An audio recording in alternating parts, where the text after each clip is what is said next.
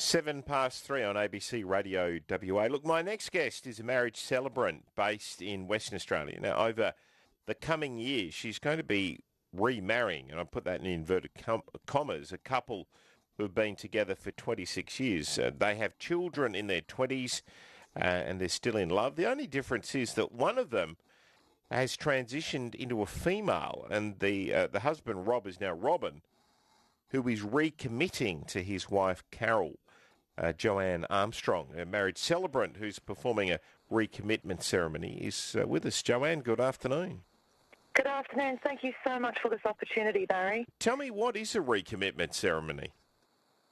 Essentially, it is a way to get around the current law, and it is no different to me as any other wedding. I treat it as the same. The only difference is that you obviously can't marry a couple twice. This couple are already married. And you also cannot marry same-sex couples under the current legislation of the Marriage Amendment Act, which is based on the Marriage Act 1961.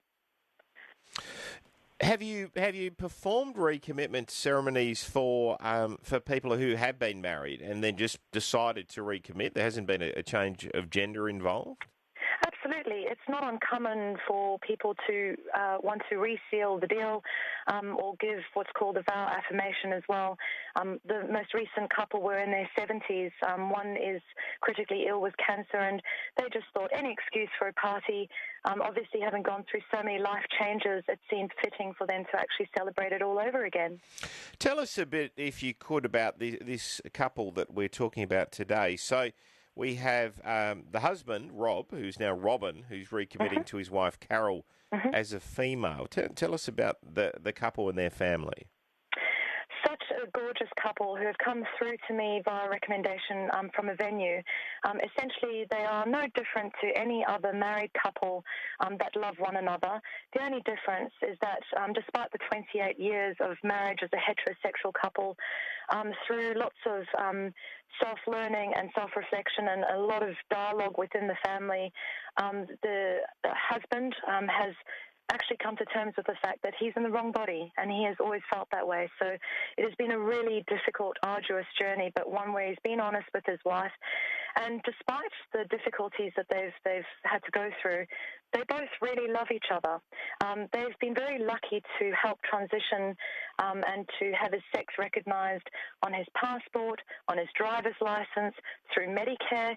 However, when they went to the Births, Deaths and Marriages Registry, they were told that the only way that they could have his sex recognised on the birth certificate was if they were divorced.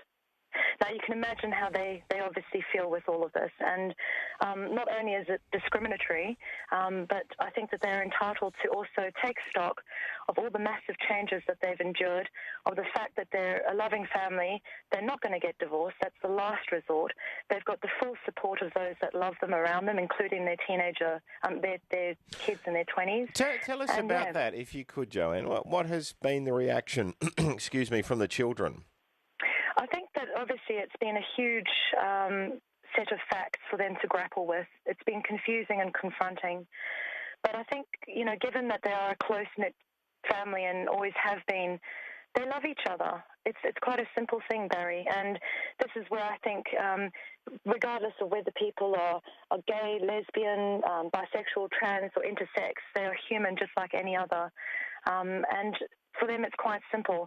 They want to continue spending the rest of their lives together, but they don't want to have to hide from who they actually are. My guest this afternoon, Joanne Armstrong, who's a marriage celebrant in the southwest of the state. We're talking about a recommitment ceremony that she is going to be providing for a couple. This couple is a little bit different because the husband, Rob, is now Robin, who is recommitting to his wife, Carol. So they're still in love. They still want it to be known that they are committed to each other. Did this couple have, I don't want to cast aspersions on your fine abilities, but did this couple have trouble finding a celebrant? I'm not quite sure how long they looked for, but I've, since moving to Margaret River, I have made a big deal about, marriage equality. I've spoken with, I like highlighting that anything that is against the grind, anything avant-garde. I love helping people of any gender or any sexuality, and I was very lucky to have parenting that gave me guidance to accept people regardless of what their preference is. And I think that we're well behind the times, Barry, and just hope that this postal plebiscite will see change. You mentioned the children who, they obviously found it a bit confronting initially, but are fully supportive. Are they attending the recommitment ceremony? Yes, they are. And it will only be close-knit family, but they've got their full support. This is their dad/mum, so I don't know how the family will be calling one another, but I do know that Robin is really looking forward to also just wearing a dress. This is an opportunity she didn't have originally on her wedding day. So we'll have two brides in two dresses, which I think is pretty cool. How's Robin travelling with it all? And also Carol, this change in their lives? I think frustrated as well as excited. They've had to make some personal decisions to plough forward and to do what feels right for them. I did ask Carol just before the interview if she had one message to give. Essentially, I summarised what she said, and for them the debate's gone haywire, and it's about facts. It's not about religion. It's not about politics. It's not about anyone else. It's about the right for each human to be treated equally and to have a choice. And it's the right to have a choice, nothing more, nothing less, because at the end of the day, as they see it, they are just people. And their message to the public is treat people with the same respect that you want to be treated yourself. We'll leave you there. Joanne, thank you. Appreciate you coming on and thanks again, Barry. Telling us your story. Joanne Armstrong, who's a marriage celebrant in the southwest of the state.